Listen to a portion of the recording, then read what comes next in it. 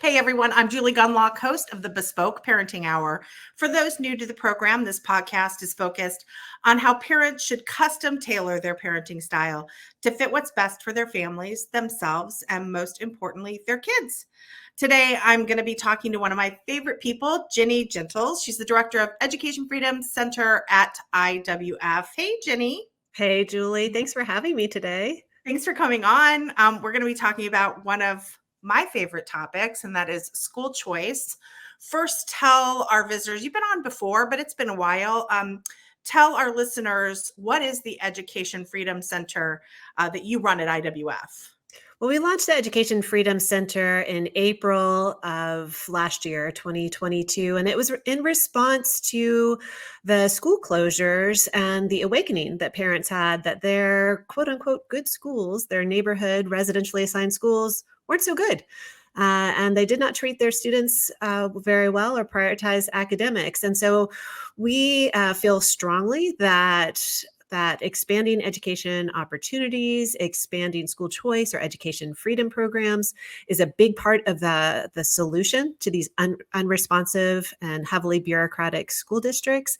And we're here to advocate for school choice. We're also ready to address the concerns that parents are having and advocate for other solutions like academic transparency and ensuring that that parents' rights are protected in schools.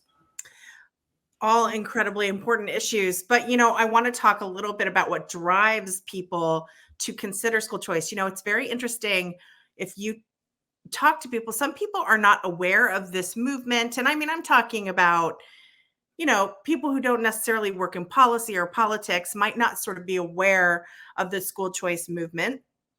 And certainly post-COVID and during COVID, you mentioned this awakening. People really did wake up to this movement, to this effort. And now we are post-COVID and we're dealing with some of the learning loss from COVID, but the schools were kind of in bad shape for a lot longer than, and I think that's kind of an important thing because I do want to talk about some recent scores that came out. But can you kind of touch on that a little bit? You were in the school choice fight way before COVID, before the Great Awakening, right? Schools have been kind of a mess for a long time.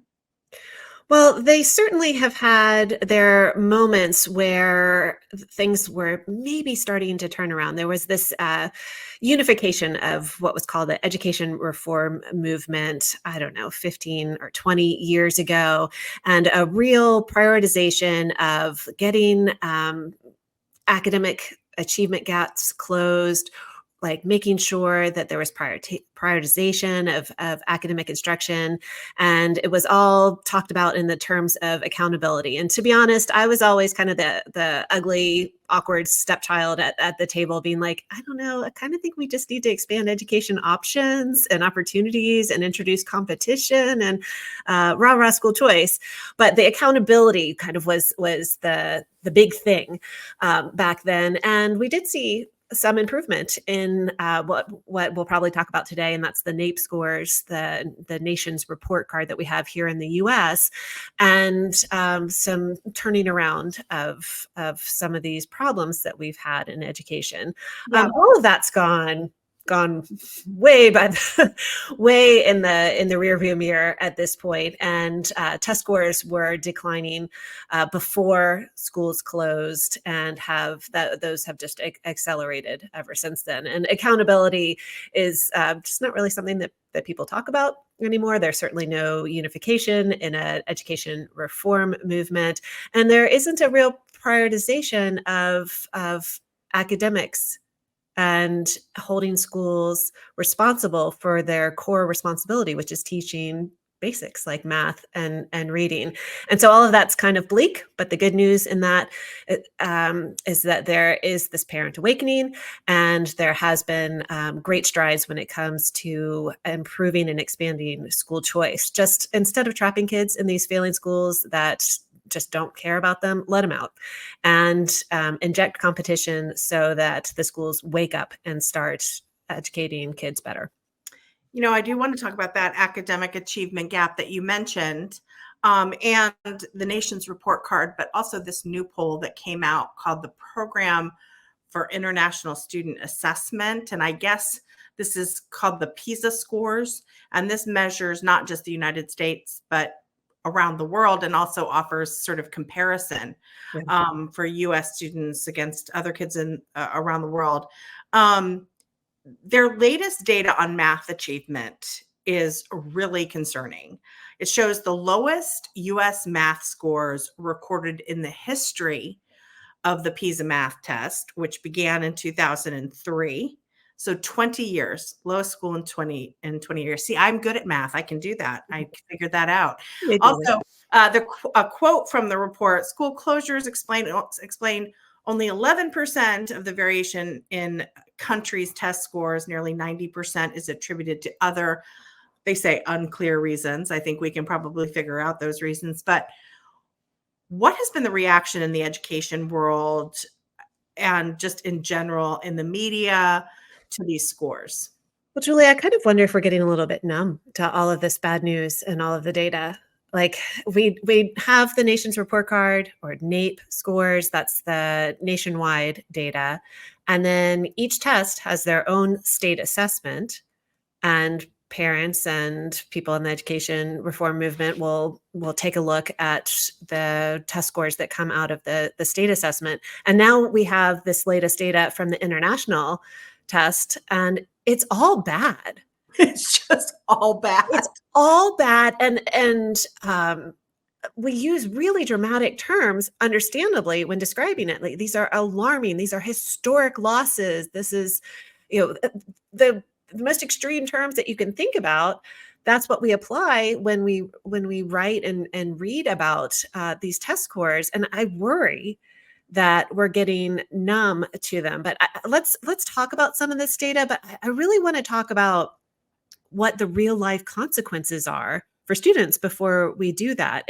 When we have this barrage or tsunami of bad data coming, it means something for those students' futures. And so we need to take it seriously. We can't get numb. We have to recognize that historically low test scores, these drops in math, mean that these students' lifetime earning potential is dropping dramatically as well.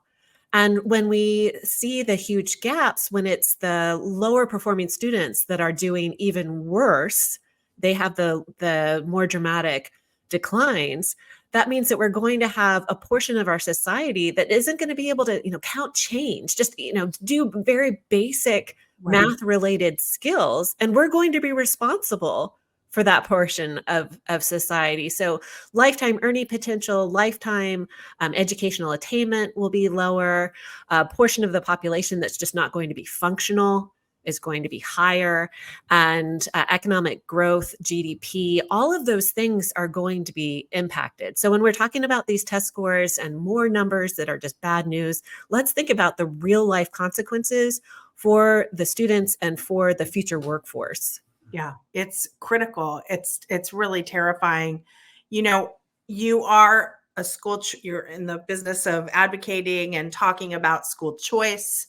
And this is all a part of sort of ed reform. Let's reform the education system. Mm-hmm. And for us, we believe in giving people more choice in the marketplace. You have a podcast. I'm going to say it wrong. Students Over Systems, which is such a great title. Thank you. And that really points to this idea of we should be putting the students first, and that includes the money. The money should be going to the families, not a broken system. Mm-hmm. But I want to talk to you a little bit about how one of the drivers of school choice is informing people about how bad these schools are, which you do a great job, because you take those nation's report cards, and as each state comes out, you put up a lot of blogs on the larger report and then the state-based report. Mm-hmm. And one thing that so you're telling people, look, this is the state of education in this country. And one of the things that isn't helping in these math scores is that they are, the entire state of California and then many other regions are starting to adopt these reformist, pseudoscientific ways of teaching math. And some think that this trend will go national. We had that happen in Virginia, where under Northam, they tried to get rid of. And honestly, I don't know what the state of Virginia is in terms of advanced math, but they tried to get rid of advanced math as part of an equity thing. It might have just been Fairfax. I can't remember exactly. Oh, no, this was a statewide push It was state. to be like California when it comes That's right. to math. That's right. And so how important do you think it is, to talk about these reforms, these sorts of educational trends that they did some sort of newfangled teaching and reading as well, didn't they? Many years ago, or maybe they're doing it every couple years where they try out these new things, then it leaves a generation of kids unable to read. How important is it to explain to parents that sometimes in these schools, they run experiments that don't go well, and ultimately it's the kids who suffer. And then you talk about a lifetime of earning potential being impacted.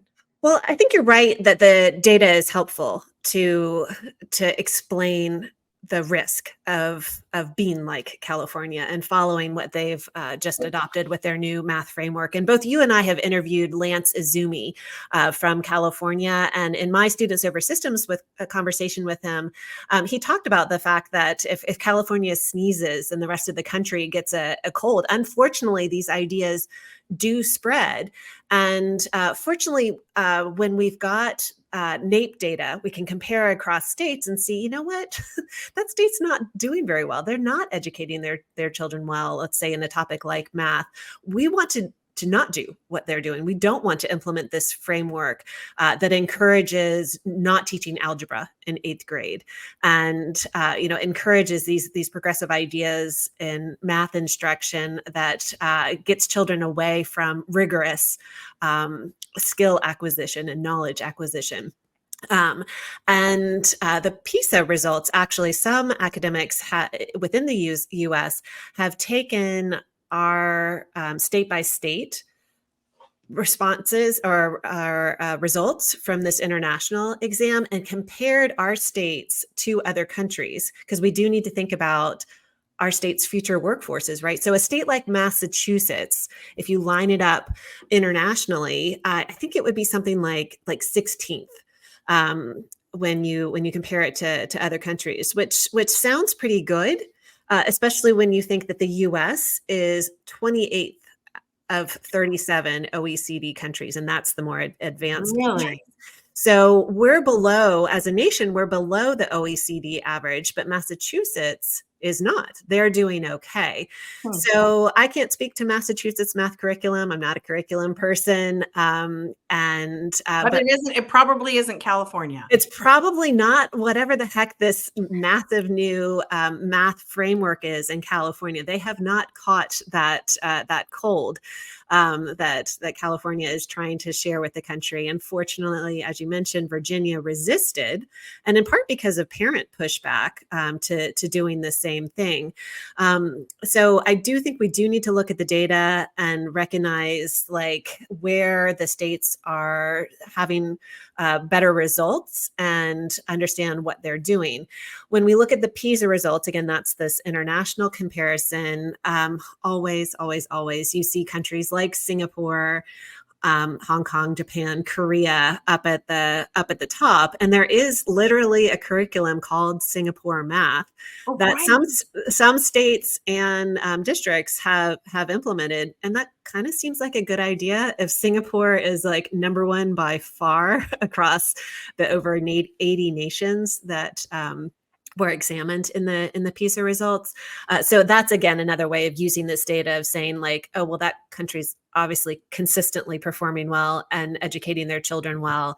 How do we bring that to our state or to our district? And you can introduce Singapore math, and there's aspects of that math instruction that are proven to be more effective than this kind of loosey-goosey California type approach, which clearly isn't working for the U.S. on average. And then when you drill down to some states, it's really really discouraging when you look at DC and West Virginia and some of the other states, comparing those to nations that we just, you wouldn't think that a prosperous nation like America would be performing, the students would be performing like very, very poor nations in the world. It's so scary when I think about some of these test scores in math. It makes me never want to cross a bridge in California or go up in a tall building. Well, that's a real life consequence. I was talking about education attainment and lifetime earnings, but like we've got to get like planes in the sky and bridges built, and you sure as heck need math for that, right? Yeah, you can only import so many young people from Singapore, right, to build those bridges. But well, the other aspect of the data is that wealthier students from what they call more privileged backgrounds consistently do well. So you do have these academic achievement gaps within the US, and there are going to be students who perform well in the US and are going to compare well to other countries. But we're failing as a nation if we have a subset of our students that are doing okay, and the majority of our students who are not learning. I'd also like to talk to you about how safety, and there are some Pisa polling data here that's interesting.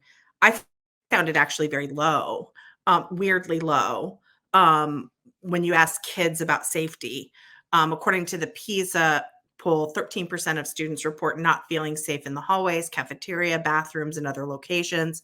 Another 9% reported feeling unsafe in classrooms themselves. 14% reported that they cannot work well in most or all lessons due to disciplinary climate that is not favorable to learning. Teachers are also reporting that they're witnessing violence between students. So that's significant, but I was actually kind of surprised. I live in Alexandria, Virginia, and we went viral when the kids went back to school after COVID. There were so many fights on buses and the hallways and the cafeteria. There was an Instagram account dedicated to it, to all the brawls, and these were significant brawls. We had a stabbing, we had a shooting. It was pretty scary around here after COVID, and it's still scary. We have not gotten past that. But how much does violence contribute to this desire for school choice, or again, this awakening among parents that, gosh, if I could take the $18,000 that Alexandria spends per year per student per pupil, $36,000 if your child has an IEP or special needs, and spend it on a school that was more secure, that didn't employ restorative justice practices, which means zero discipline, essentially. Do you, in terms of parents who suddenly are interested in school choice, is that a driving factor? Oh, it's always been a driving factor. I think that people have assumed historically that parents were wanting to use a scholarship, or what we've called a voucher in the past, primarily for academic reasons. It's always been primarily for safety reasons. And that's because in part because the school choice movement was initially focused on serving students in low income, from low-income families in urban school districts that were unsafe, and those schools were failing the students academically. But number one priority of the parent was to get them out and put them into a safe environment. So yes, absolutely, the disciplines, safety, ability to just be calm and focus and learn. That is a huge priority for students. I'm personally thankful, and I know you are too, Julie, that my kids aren't in my neighborhood public schools. My county, Arlington County, kicked out the school resource officers because that was the cool and trendy thing to do. Right.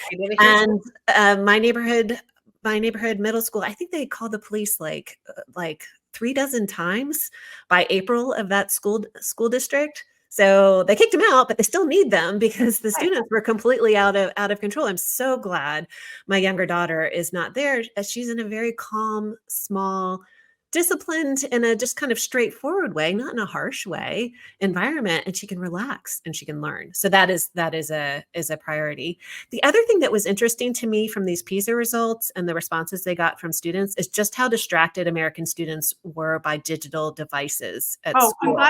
I'm glad we're going to talk about that. And I do have some questions about that. What do you think is the role of phones? And you mentioned we both have our kids out of the public schools and are in private schools. And my kids' schools have a zero tolerance policy for phones. Yeah, so my younger daughter's school, zero tolerance. You will not bring a smartwatch. You will not bring a phone into the school building. If you have to have it for reaching your parent after school, it will stay in your backpack outside of the classroom. My older daughter's Catholic high school has really been trying to crack down on phones in classrooms. It's in their policy, and the teachers were supposed to be enforcing it. But the PISA results actually showed that the teachers at the Catholic high school are not alone. Worldwide, it doesn't work. Like keeping students from being distracted by digital devices does not work if the school has a general policy of like, please don't have your device out in the classroom, and that the teachers are trying to stop it. No, when the schools internationally ban the devices and say absolutely not, you see a significant drop in the number of students saying that they're distracted, and you see a significant improvement in test scores. And so that's why we see so many countries being like, nope, we're done. No more smartphones. Really interesting too, in the PISA study, in the PISA poll, they found that 25% of kids reported getting distracted by other students' phones. Oh, now, yeah. I know exactly how this works. My son went to, and I raised Cain about this because my son went on a camping trip, a Boy Scout camping trip, right? Where they're supposed to be, outside and doing tough things. And he comes home and I said, what did you guys do at night?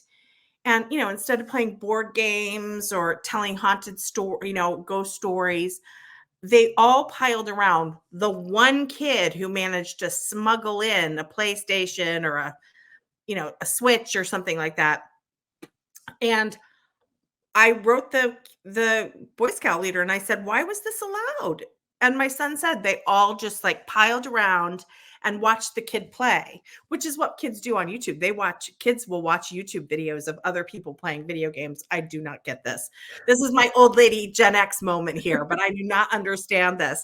And so it's a drug. It is such, and they, again, they could have had fun, but they didn't. Yeah, and Julie, the results from the PISA evaluation said that the students who report feeling nervous when devices aren't near have significantly lower math performance, life satisfaction, and stress resistance. Wow. So it is an addiction, right? They're nervous when and again, this is why when you put students over systems, maybe you have a kid who is, my oldest is about to turn 17, does not have a phone and doesn't want one. Oh. Now, I think he's like, he's the unicorn. Like, who is this kid? Right.